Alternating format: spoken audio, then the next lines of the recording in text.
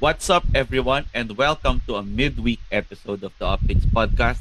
With me are Robbie, Jamo, Chef Jello, and Mark, and we'll have a few topics today that might be of interest to you. First, the UP Fighting Maroons won the Marty Cup 2025 in Tacloban, Philippines. Yay! Yeah.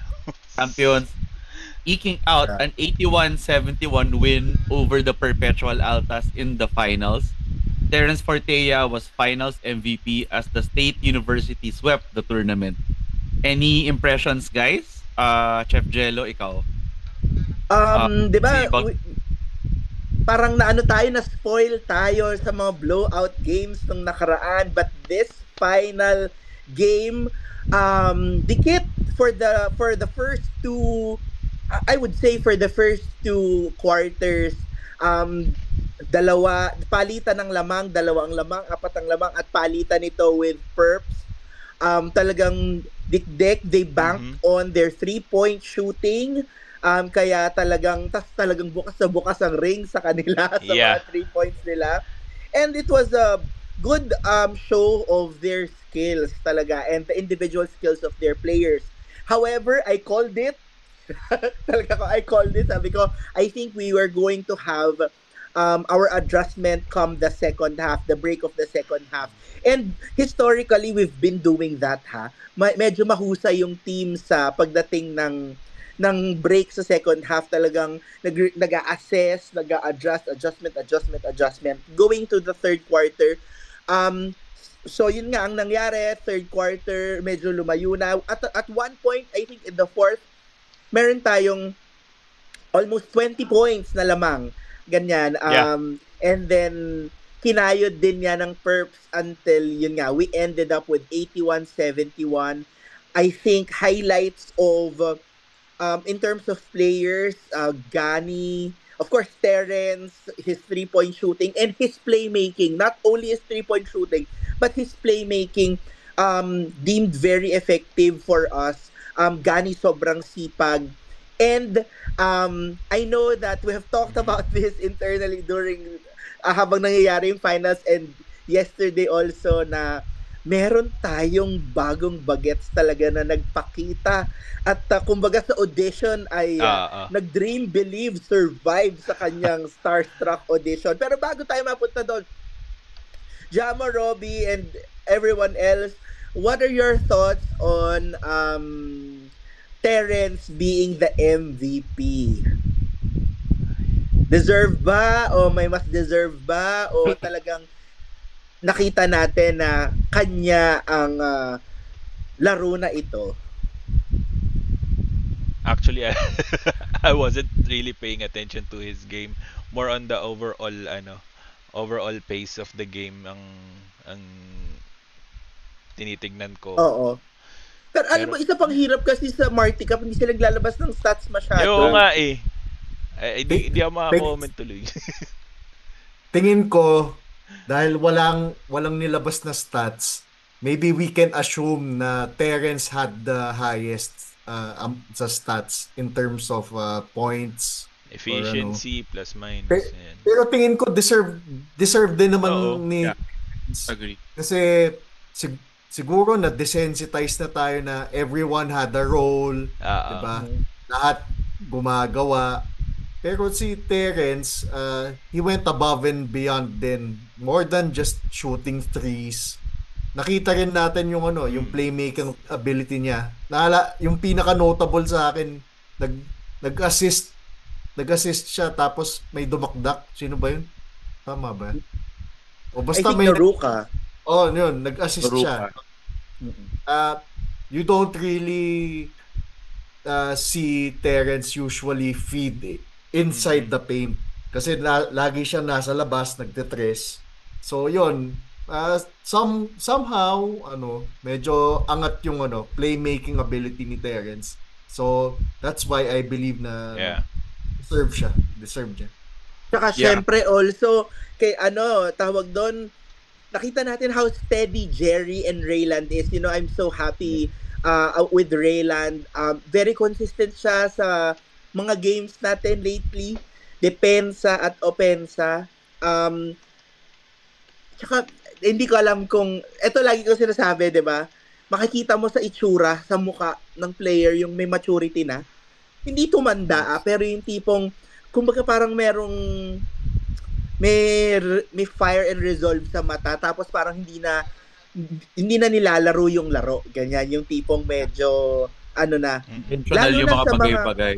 Oo. oo, lalo na sa mga, no, sa Marty Cup, kasi hindi natin nakita na parang yung boys natin ay petiks dahil nga malaki yung lamang. So, yun. At isa pa nga, Jamo, ikaw ang pinaka, dito, hangang-hanga sa ating bagong Yeah. bata na nagpakita ng gilas.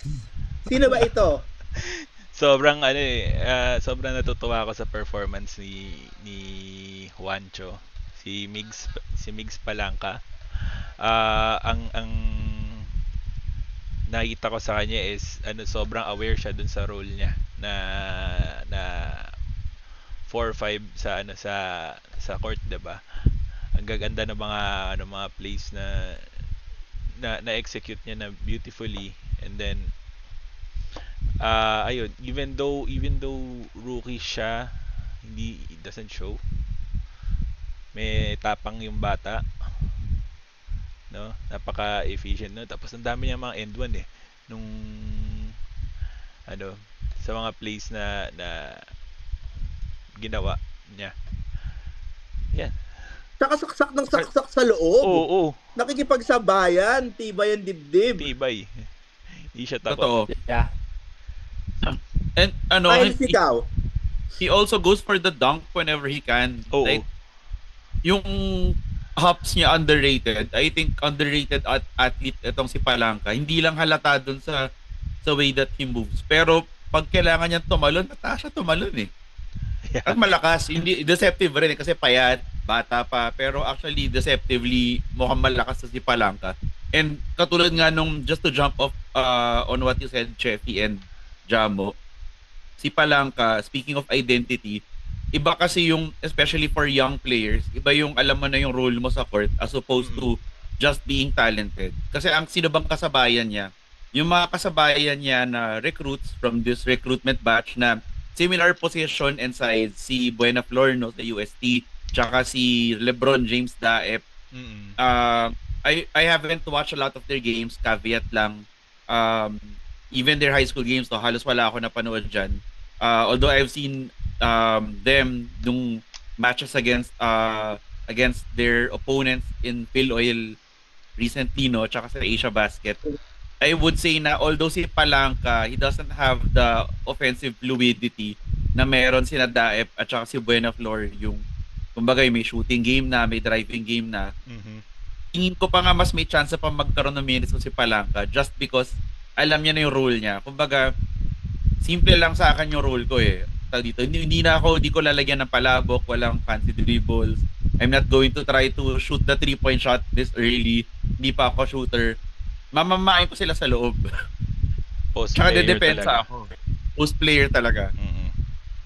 Yeah. I feel like it would have been nice to see Palangka, diba, be part of our roster in PhilOil and how he matches up to our opponents eventually in season 88. But Yeah. I'd like to agree with you, Jello. The workhorses, especially for this week, was indeed Jerry and Tito Rayland. Sobrang sipag. When it comes to grinding, maasahan mo talaga sila. Just to grind out the game para lang magkaroon tayo ng momentum at mabawi natin ang lamang, maasahan mo yung dalawang bata natin yun. In all honesty, I feel like they're gonna be playing a big part, especially in this game coming out to our NU this coming Sunday. So, good luck, boys. Yeah, yes, congratulations to the UP men's basketball team for being the champions ng Marty Cup. Well-deserved. Pinakita natin na kaya nating tapatan ang mga local commercial teams ng Leyte and Tacloban City. Ayan. Yeah. So, congrats, boys. Congrats. And kudos din pala sa Perpetual Health, no? They played a hell of a game. May gusto lang akong i-grassroots doon, no? Gusto ko lang kung pwede mag-grassroots tayo doon, the tournament. Nagagalingan ako doon sa Goho Cruz. I heard na incoming freshman pa lang siya sa Perps. So, medyo pwede pang, Grassroots. No? Ayun ang Ayun term. lang. Grassroots talaga. Okay. Alam mo, Grassroots gagawin na nating ano yan, verb, i-grassroots. Pwede natin mag-grassroots. Baka gusto nyo po Ay. i-grassroots. Ayun na. Nag-iisip na ako ng ano. Bitayin nyo na sa merch idea. GH. I-grassroots na yan. Kapag meron Kaloka. tayong ano no, pag may player na kaharap natin tapos parang nag-audition, may placard tayo. I-grassroots, I-grassroots na yan. Sama nyo. Grabe na. Okay. Oo, i-grassroots na yan. Devesa 2025. Patay tayo dyan. And speaking of trips to the south, no, hindi lang ang ating men's basketball team ang lumipad papuntang Visayas or Mindanao, no. Lilip. We also have our UP women's basketball team going on an excursion in Davao. For more on this, and we have Mark. Volleyball. Yes! Akala ko nga ang tawag nila dito sa volleyball tournament ito ay Basti Cup kasi may Marty Cup. Meron tayong Shaky Super League na mangyayari. Ito ang ating Filipino Invitationals, National Invitationals na mangyayari sa Davao this August 1 to August 3. This will be participated by UP women's volleyball team after their very, very good stint on season 87 where they almost got to the Final Four. This time around, they will be playing for their very first off-season tournament with the additions of our new recruits, ang ating reinforcements, originally from the UE women's volleyball team, the likes of Don Gallo, Cajero, and Madriaga. So these are, very, very good players that will be joining some of our seniors that has decided to stay and continue playing with the UP women's volleyball team, the likes of Ira Haboneta, and then we will still have the services also of Itang, so for example. So those are going to be very, very good games that we're going to be playing. We're going to be seeing for us first preview of the new look of the UP women's volleyball team. And kung hindi pa tayo nagsasawa sa UP versus NU, may UP versus NU tayo this Sunday, meron din tayo next Sunday, diba? The very, very first pre-season game na maghaharap ang potentially 2 Final Four teams sa Season 88. Ang UP Women's Volleyball team natin at ang NU Women's Bulldogs na maghaharap on Sunday, 6:30 p.m. sa Davao, sa tournament na yan. So kung interested kayo to watch, they're gonna be played in Puso, Pilipinas. So may live streaming sila from August 1. And then yung penultimate match that they have, that I feel like magiging blockbuster sa Davao. So very, very lucky ang mga Davaoenos in watching this. Will be happening on Sunday, August 3. The UP Women's Volleyball team versus the NU Bulldogs, ang defending champions Sa ng USEP. UAAP. USEP Gymnasium. Correct. So, yung mga UP fans na nasa South, sa Davao, you can go check out their game. Manood kayo. Oo. So, Tsaka alam mo, ang napansin ko, yung mga invitationals na ganyan, excited yung mga tao ha. Kasi parang hindi madalas na yung players ang pupunta sa kanila Oo. So, Yes. nakita naman natin sa turnout ng Marty Cup, 'di ba? The finals, puno yung gym. Oo. Correct. crowd drawer pala Nandyan- tayo. Kala nyo. Yan. Nandiyan ang coaches Uy. ng NU. Nandiyan ang coaches ng NU, nandiyan ang coaches ng UP. May mga ibang teams na maglalaro from the provincial. I-grassroots na yan. Mukhang magandang visit to the grassroots din yan, no? Yung mga trips na Yeah, ganyan. correct. Oo. May naisip ako. 4 words. Ano? 4 words. Ano yung Coach forward? Bo. I-grassroots na yan. Pala 5 words pala yun. Kailangan Oo. direkta na kung sino. 5 words. Coach Bo. Yeah. I-grassroots na yan. Sige. Dapat may direct line tayo, gano'n. No? Dapat may pasobre agad, tapos paabot, tapos isama na, impake na pabalik ng Manila. Ng pauwi. May grassroots kit na may plane ticket. May room na sa UH. Correct. So yan, hindi tayo magsasawa. Marami tayong games na mapapanood for the UP UP varsity teams. So abangan natin yan. So Mark, just question Yeah. before we move to our next topic. So we're playing NU in this tournament. What do you think are their chances into the upcoming season kasi wala na si Vela. So in the Yes, post oo. Vela landscape, Yeah. gaano kalakas Yes, ang NU oo. Bulldogs? You know, Oo. I made an inquiry from the insiders na meron tayo sa Reglandia. So Reglandia is what we call the UP women's volleyball at volleyball community na meron tayo sa Twitter. No? I've asked that specific question. Ano ang chances natin against the UP, the NU Lady Bulldogs? No? Tingnan ko nga ang naging response.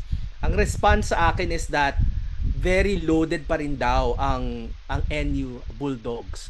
In all honesty, in making their cut on their last year's lineup, they made very very hard cuts daw, when it comes to that gameplay. And they said na despite them losing the likes of Abela Belen, for example, or Alyssa Solomon, they have clear replacements, and some of them even played already for the national team and juniors national team. So it will be a very interesting and fun match.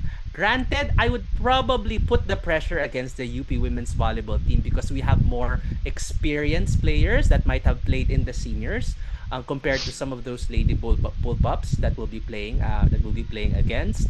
But we shouldn't be underestimating them because these are also very very seasoned and talented players that we're gonna play against. So yun, I feel like NU Bulldogs will still be in the final four as well, for the next season. Pero sabi din nila malakas daw Ilan si teams UST. ba yun nasa invitational na yun? Merong 4 na teams. So parang magiging single round robin lang So, talaga Final sila. Four Wala na yatang sila. finals ito. Okay. Parang wala yatang finals, talagang invitational lang. So Okay. best results, yan. Best of 3 games. Yan. So, para exhibition. Yeah. Correct. Exhibition. Kunyari exhibition, pero wag ka. May mga kalmutan, may mga stare down. Ganyan. Dami yung Malamang. girl. Ganyan naman yun. Yes. Dami yung girl. Yan ang inaabangan natin lagi. Yung puksaan. Totoo. Ito naman na-enjoy eh. Speaking of puksaan, this Sunday meron tayong puksaan against the NU Bulldogs sa PhilOil Finals, no? But before that, may mapapanood tayo na one of our UP Fighting Maroons competing in the 3-point shootout, no? In the same tournament sa PhilOil. I think this is sponsored by Hanes, the underwear company. And Terence Fortea will be competing in an 8-player field, no? Sino-sino ba yung mga kalaban ni Terence? And what do you think are his chances of winning in this 3-point shootout? Ang mga kalaban Walo, ni Terence ay si from Benilde, we have Ernest Daha. From Adamson, si Mati Erolon. From UST naman si Kyle Paranada.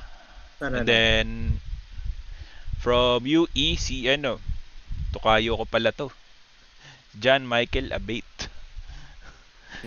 John Bates. Si John Abate. Ooh. From from Lozol, you have Mason Amos, of course. From NU, si Reynard Humamoy. And from EYAC. Ayak. From Yeah. EYAC, Nico Kinal. Yeah. Uy, pero coming into that, not to put unnecessary stress kay Terence, pero he's touted as diba? The best 3-point player in the league. Yeah, prior to PhilOil, yun sa mga pre-season na games na nakita natin siya, we see him making 5 to 7 3-pointers a game, especially nung sa diba, sa Pinoy Liga. Panood natin siyang ganun. And then early in the PhilOil, medyo nakita rin natin 'yun. And even in season 87, 'di ba, may game na siya ang pog dahil parang out of ilang points niya, 23 points, yung 21 doon, lahat tres, 'di ba? Parang yung init na init yung kamay niya. Wait, paano bang format nito? Siguro katulad nung Para sa NBA. round. Tapos yung 3 top parang 5 stations. Yeah, 5 stations, 5 balls each. Tapos Moneyball yung huli. Moneyball yung huli. May corresponding points yung yung bawat bola. Tapos doon sa Kung yung huling... may mga nakasetup na rack, tapos lipat-lipat, gano'n. Tapos Yes. may isang rack ata na puro money ball. Ewan ko kung ganun ang gagawin nila. Na setup. Kasi ganun sa NBA eh. May isang rack na puro money ball. Ibig sabihin matataas yung points. Yeah. Yan. Bobo, akala ko, literal na pera. May, yung may equivalent na 500, 1K. Sorry na. Saka may time limit to, 1 minute lang yung time na to pag naubos yung 1 minute na yun at hindi mo pa natatapos lahat ng balls, sorry ka na lang. So, Hindi ata pera it's yung also- katumbas nun. Brief. Haynes yung Medyo worried lang ako sa skill. brief at undershirt, ganun.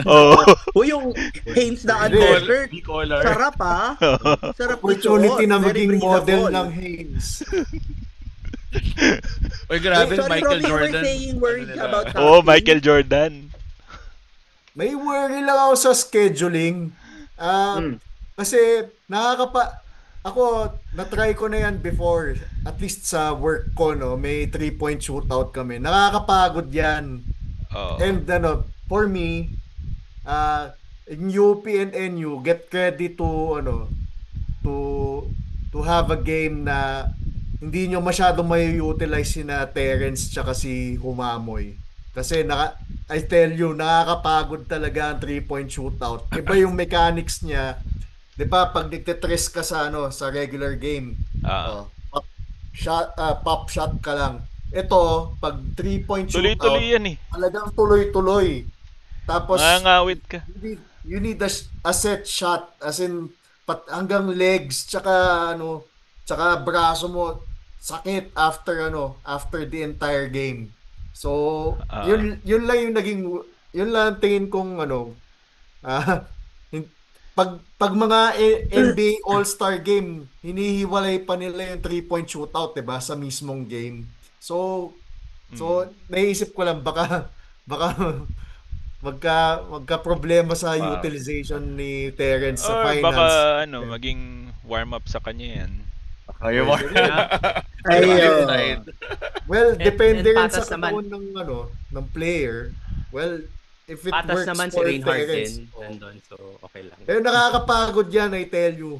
As in, kahit 1 minute lang. Home court naman ni Terrence yan eh. San Juan. Ayun. Oo nga pala. Sana makatulong. Home court advantage. In all honesty, nung 'di ba, nung Marty Cup Finals, it took a while for them to be able to make their 3 points. So Yeah. True. baka alam mo 'yon. Ito na yung kanilang mitsa. Yeah. Totoo. Yeah. Ang nakakatakot lang, kung mag-init si Terrence, baka mag-init din si Humamoy. So, Ayun. flip side Yung mo. Shooter din yun eh. Pwede Si kayo. Humamoy din yung tumalo sa atin 2 years ago, 'di ba? Oo. Sa mga tres niya. Rookie pa siya nun. So, rookie pa siya noon. Ano na siya ngayon? Veteran na siya ngayon. 3rd year na yun. Ang panalangin natin ay sana wag naman tayong delubyuhin at bagyuhin. Sana good weather na tayo sa Sunday. So, given the 8-player field, tanungin ko lang kayo very quickly. Who do you think are the biggest competitors against Terrence in this shootout? Kyle Paranada I was about to say. and Kyle Mason Paranada. Amos. Same. Paranada rin. Yeah. Iba rin bumitaw si Bagets eh. Tsaka iba rin ang Yeah. liksi ni Bagets si Paranada. Ang bilis ang release ni Paranada. Totoo. Oo. Yeah, yun din yung iniisip ko, can Mason go ahead and be as quick? Parang transitioning from one, alam mo yun, ball Yun to lang, another, no? and then to- Medyo Yun ang slow magiging siya. kalaban ni Mason. Totoo. Oo. Tsaka yung lipat ng stasyon. Yun yung lipat ng stasyon. Si Kyle kasi very, very quick. Tapos yung release niya, ganun lang eh. Oo. Kapitik lang yung release ni Kyle eh. Tapos, Well, alam mo yeah. si Terrence, meron siyang pagbitaw mo niya ng bola, alam mong shoot. Agree. Meron siyang gano'n na. Tapos yung Si favorite Terrence sa yung kanya player yung, na ano. yung pagka gano'n niya, yung i-retract niya yung arms niya. Tapos Kasi aalis alam niya na siya. ang Grabe ang Maganda kay shooting Terrence form. pag hindi niya pinag-iisipan, sa totoo lang. Pag pinag-iisipan niya, Agree, minsan sumpa sa nagmimintes eh. Totoo. So agahan nila yan para makapag-warm up sila ng maganda. Anong oras to? At para makita nila ang butas ng ring. 4:30. 4:30 yung 4:30. nakalagay sa sa official Shootout, schedule yung yes. Hames 3-point shootout. So I suppose ang bilis lang nito. Sabihin mo na mag-start yun ng 4:15. Sabihin mo ng 5 minutes yung walo, so 40 minutes. So before 5:30, I'm sure tapos na to. Okay. Yeah. Pak. At nandun na tayo ready to cheer on for the UPMBT. Yeah. Yeah. At dyan nagtatapos ang ating episode for today. Shoutout sa UP Judo team. Sa August, meron kaming on-deck event. Ayun. Inaanyayahan ko na. Oo. So Shout out, good ipapakita nyo luck. na yung mga new recruits nyo, di ba, Robbie? Mm-hmm. Yeah. Ayun. Good luck kay Yes, Henry Galinato Jr. para sa game nila sa on Sunday Lo, also. liit mo naman. All the best. Isay ka ba? Ay, no. Kasi usually nanonood siya ng Phil Oil lalo na pag finals. Pero since may game sila, malamang na naglalaro siya. Focus muna siya. Good luck Ano? na lang. Game The best. game 7 na ba yun? Di ko sure parang do or die ba? Or Parang I game know 6. na game 6 so ano pa, okay. 1 pa. So, nagkataon. Kasi alam ko kung nanalo yung San Miguel ng last game, champion na sila. Okay. Oh, Ibig door, sabihin, game one game away na lang ang San Miguel. Ang San Miguel. So ibig sabihin, And syempre, makahabol ang TNT. Shout out to everyone who religiously and constantly watches or listens to the podcast. We really appreciate you. We hope talaga you put in comments on the topics that you want to for us to cover. Baka may topics na pwede natin pag-usapan. If you have suggestions on how we're going to in the future conduct the pod, we're very much open to that. And it's really nice that meron tayong as the UP community, meron tayong ganito, di ba? Parang the view, iba-iba ng sinasabi, iba-iba ng punto de vista. Look for us in the games pala, ha? May pasalubong sa inyo si Tito Mark. Yes. Meron tayong giveaway. So, hanapin nyo lang kami. Ako naman social butterfly ako sa Phil Oil. So, kalibitin nyo lang and diyan ko kayo ng giveaway from Optics. Yeah. Uptake merch. Pero yun At nga, shoutout yung din merch, pala. we're gonna come up with those soon. Yan, nag-iisip namin mga ilalagay namin sa mga kung ano-ano. Stickers, I-grassroots pins, na yan. whatever. Yan, i-grassroots na yan. Expect that to be in the Tayo video. dito. Mashallah. Alright, si Dennis daw nagpapa-shout out. From Shout out, Japan, Dennis. Ayos ka update. Oo. Shout out from Konnichiwa. Japan. Shout out from Tokyo. Pasalubong. Oo. Size 12 Size 12. A6. Maganda yung mga shoes sa Laki Japan. naman ang paa mo, 12 ka ba, Robby? Size 12 Oh. Ala, parang proud. O, sige na nga. Ay, sara na natin tong episode na to. See you guys on sige. Sunday. Oy, wait lang. May one more shoutout pala ako sa ating Ano to? masipag na gumagawa ng thumbnails natin on YouTube. Si Kelvin. Si Kelvin, Yes. sana Hi, Kelvin. okay lang kayo dyan sa Bataan. Yeah, Nag-aayos daw Wow. sila ng gamit because of habagat. So, hope everything's better, everything's okay there in Bataan, and hope to see you rin soon. Punta ka naman Yeah. dito sa Manila. Yes. Or kahit dito sa pod. Or kahit sa part, Yeah. ka lang. Podcast. Usap tayo para masaya. Alright, stay safe and dry, everyone. Alright. Bye. See you Sunday. Bye. See you Sunday. Bye.